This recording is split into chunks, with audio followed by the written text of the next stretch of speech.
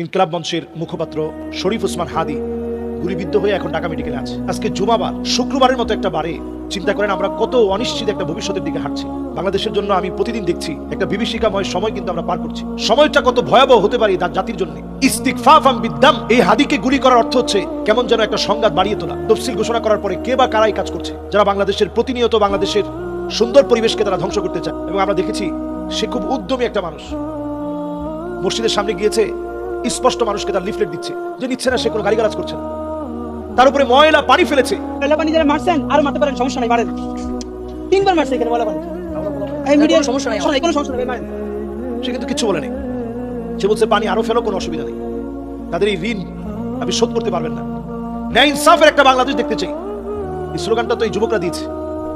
সুতরাং অনতি বিলম্বে এই সময়ও কেন হামলা হয়েছে এটাকে অবশ্যই তদারকির আওতায় এনে সূক্ষ্ম তদন্ত করে এর বিচার বাংলাদেশে নিশ্চিত করতে হবে।